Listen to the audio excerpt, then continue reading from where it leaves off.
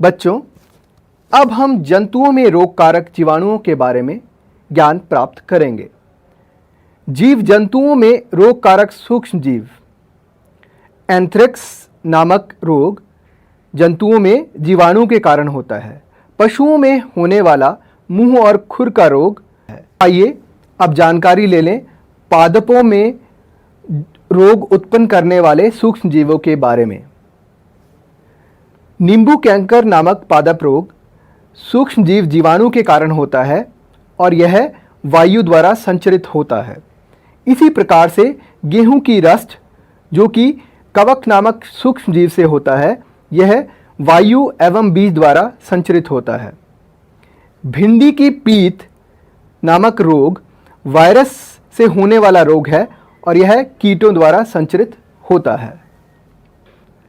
यह सब जानकारी लेने के बाद बच्चों, हम अपने भोजन को सूक्ष्म जीवों के हमले से सुरक्षित रखने के लिए रासायनिक ढंग का इस्तेमाल किस प्रकार से करते हैं, इसके बारे में जानेंगे। जैसे कि खाने वाले नमक का इस्तेमाल करके मीट, मछली, आम, इमली एवं आंवले को सुरक्षित कर सकते हैं। चीनी का इस्तेमाल करके जैम, जेली एवं स्क्वैश को सुरक्षित किया जा सकता है। तेल और सिरके का इस्तेमाल करके फल, सब्जियां, मछली, अचार और मीट को सुरक्षित किया जा सकता है। गर्म एवं ठंडक से सुरक्षित रखना, इसका उदाहरण है दूध। इस प्रक्रम को पाश्चरीकरण कहा जाता है। दूध को 70 डिग्री पर 15 से 30 सेकंड के लिए गर्म किया जाता है, फिर एकाएक ठंडा कर उसे भंडारित कर लिया जाता है। ऐसा करने से सूक्ष्म जीवों की वृद्धि रुक जाती है। इस प्रक्रिया की खोज लुई पास्चर नामक वैज्ञानिक ने की थी, इसीलिए इसे पाश्चरीकरण कहा जाता है। एक और तकनीक है पैकेटों में भंडार करना, जैसे कि मेवे व सब्जियां इत्यादि। बच्चों, अब हम नाइट्रोजन स्थिरीकरण के बारे में जानेंगे। बच्चों, राइजोबियम लेग्यूम पौधों की ग्रंथिकाओं में रहते हैं, जैसे कि सेम और मटर।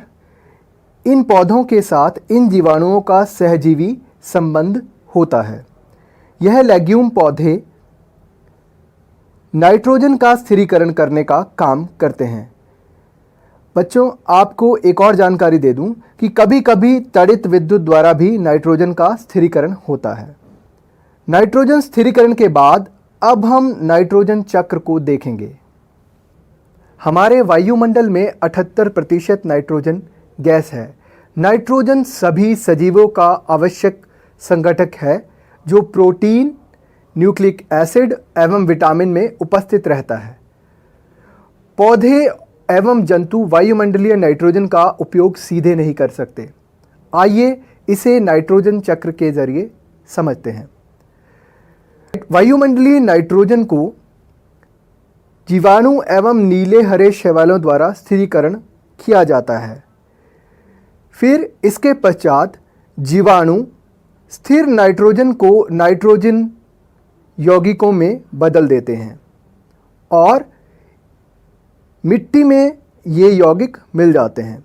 मिट्टी में उपस्थित नाइट्रोजन के यौगिकों को पौधों द्वारा अवशोषित कर लिया जाता है और पौधों को जंतु खाते हैं, तो जंतुओं में ये नाइट्रोजन वहाँ पहुँच जाती है। जंतुओं के उत्सर्जन और उनकी मृत्यु के पश्चात फिर से ये नाइट्रोजन अपशिष्ट मिट्टी में वापस मिल जाते हैं। अब हम बात करेंगे कि मिट्टी में मिले नाइट्रोजन के यौगिक किस प्रकार से वायुमंडलीय नाइट्रोजन में बदल जाते हैं। यह कार्य भी कुछ जीवाणुओं द्वारा किया जाता है जो नाइट्रोजन यौगिकों का गैसीय नाइट्रोजन में परिवर्तन कर देते हैं। एक बात और कि वायुमंडलीय नाइट्रोजन को तड़ित द्वारा भी स्थिरीकरण किया जाता है। तो इस प्रकार से यह चक्र चलता रहता है।